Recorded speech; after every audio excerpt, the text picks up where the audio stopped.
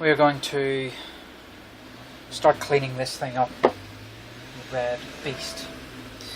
So I'm going to take the strings off, basically strip everything off. Right. Stripped some things off, knobs, back plates. I'm taking the neck off, obviously, and the bridge. So now I'm just going to give it a quick clean. Well, a good clean. I'm using some Muck Off. It's biodegradable, for cleaning bicycles. So hopefully it'll be enough to clean all the crap off here. You can see, especially around the braid. Well, I don't know if you can see that on camera. It's quite dark in here. It's quite dirty where the bridge was, and yeah, it just needs a darned good clean. Now the reason I'm using this is because it's really dirty. Obviously you don't want to use too much liquid that might get into everywhere. So that's why I'm using this instead of soap and water, because this should help shift all the grime and dirt. Again, I'm not, because it's just a crappy old guitar, I'm not actually that bothered if I do too much damage. I just want to not, I just want to get rid of the crap, because God knows what's on this guitar. Could be blood and semen and everything, who knows.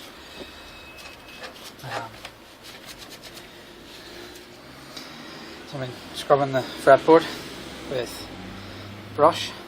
Look at the state of that, look on the cloth then to give it a wipe afterwards. It's absolutely filthy, and it's not even finished really. That's disgusting. So I'll apply some more of the cleaner. Get going again.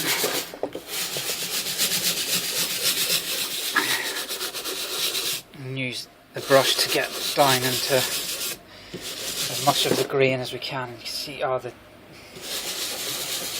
know if the colour really, if that comes out on camera, but it's kind of a brown colour. So I'm going to guess that this possibly came from a smoking environment, or a smoking player. So this is a relatively clean cloth. Look at that, it's absolutely disgusting. So this is going to take quite a while to actually clean, I think. You may have to spend a bit of time doing it, and I don't know if I can be bothered to do that today because it's absolutely filthy and disgusting. Okay, just listening to the Formula 1 qualifying for Austria, kind of.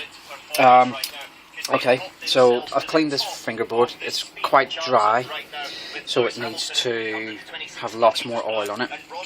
You may notice that I have taped off the fingerboard and put some marker on the frets.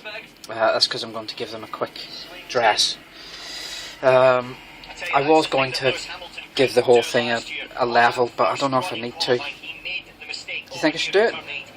Yeah, let's give it one pass with the level, just to make sure. Well, let's check the frets are level first.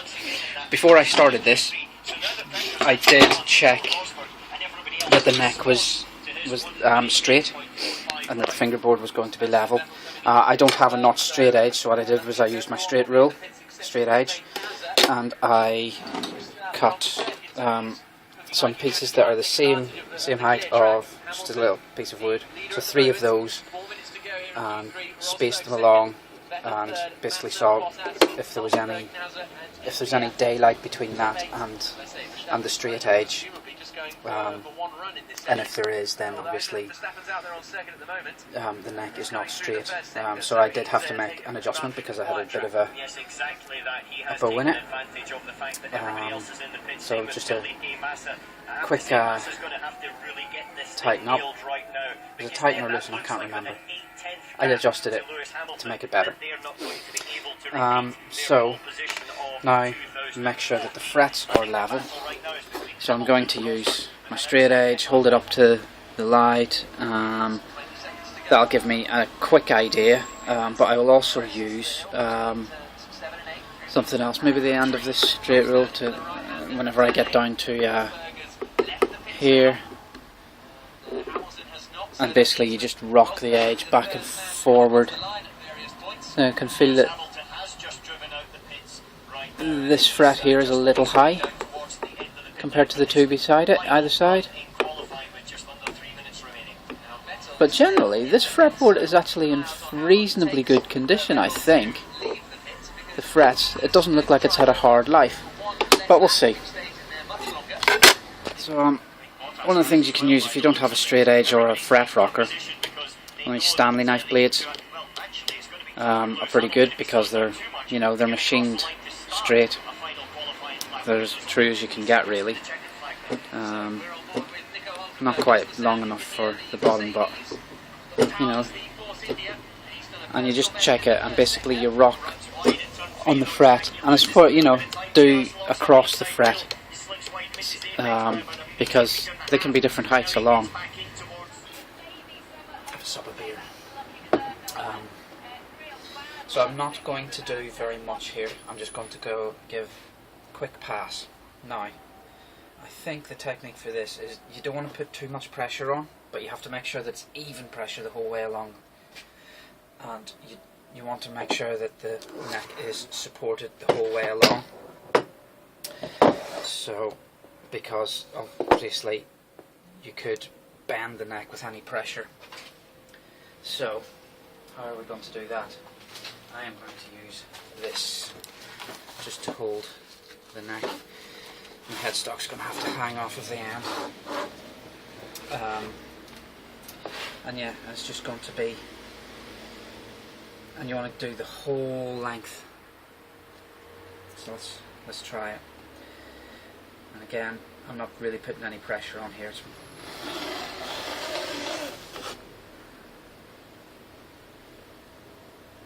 And you can see, well, it'll be hard to see on the camera.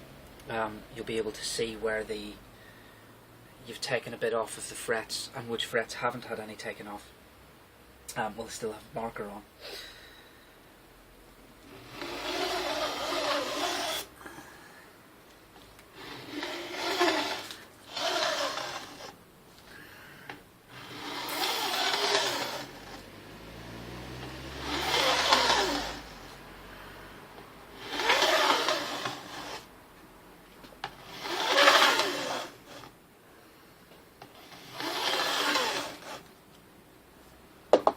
Now I've taken a bit off,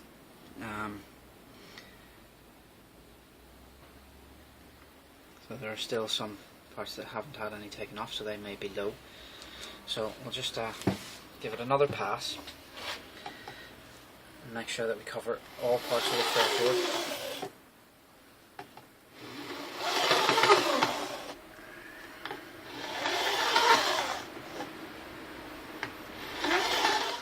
Okay, so I made some of the frets were a bit high still, so I just individually did them and checked either side. And it's not perfect, but this is my first go at this, so I'm going to live with the slight imperfections because it's a junk guitar, isn't it? It's like a free go at doing all the practicing all the things I need to practice. So now I've started marking up the frets again. But my Sharpie is being a bit wimpy and doesn't want to last very long, so I have to have little rests. But this is so now that the frets are level-ish, you have to crown them, and crowning them gives them the point, the rounded top or triangular top or pyramid top, whichever is your preference. So what you do is you mark the tops of the frets, or even the whole fret if you want, again with permanent marker, and then the idea is you shape them using crowning file. This is the one that I've got from Crimson Guitars. And yeah, I think it's kind of more traditional. You can buy profiled files so that you basically it's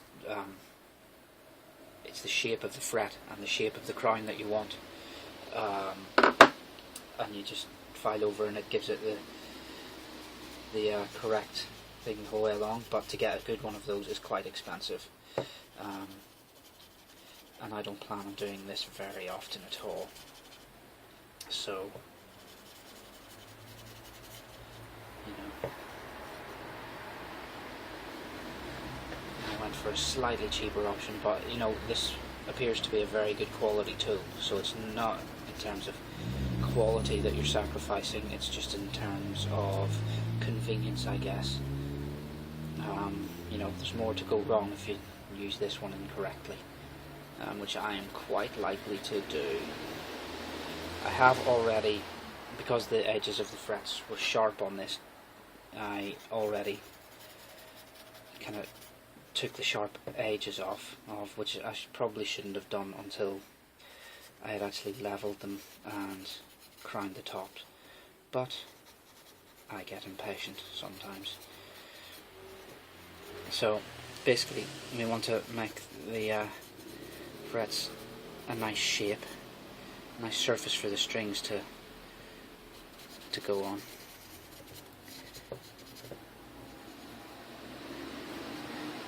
There we go. So let's see if I can roughly demonstrate. So we'll start on here. This fret, or this file, the edges have been machined off so you don't start biting into the fretboard. So, and then you can give it whatever kind of profile you want, really. And again, you do it very gently, and you kind of leave it so that you've got the marker that is left on the fret. As long as it's nice and straight, you can decide how wide you want that top surface, depending on what you prefer.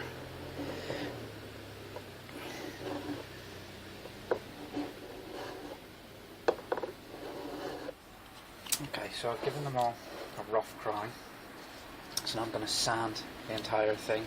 I'm just using some 180 grit at the minute. I'm just going to be a quick sand, try not to put too much pressure anywhere. Fine, let's stick this over it so that it's the wood applying the pressure and not me.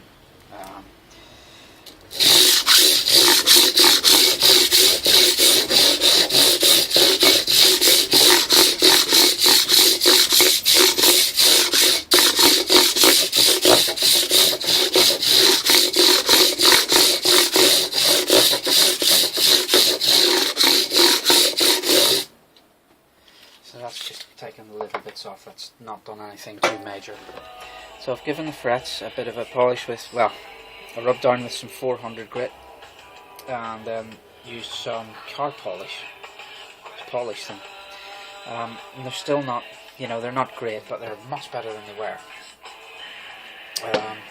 So I'm going to leave it at that, pull the tape off, oil the fretboard again, and then stick it back on the body and just kind of, you know, start putting the guitar back together. You know, there's not really too much that I'm going to do to the guitar at all. I'm going to put a new nut on, possibly a new locking nut, just because the locking parts, the tops, are missing. But then again, I may just lock the trem down and not bother with the locking nut. I don't know, we'll see. I'll buy a locking nut anyway and see if it fits on and it's all good, then we'll go with it. But if not, you know, we'll lock the trem down and that'll be that. So, but to reattach the neck just to keep the guitar all together. Just wanted to show you this, what I do. Good way, obviously sometimes it needs a little bit of help to get the screws in, but you can't use any oil or anything like that. Bit of candle wax is fine. Just a bit of candle wax on the screw, and it just helps it go in a bit better, lubricates it without putting moisture into the guitar. So I'll do that with all the screws and screw this in.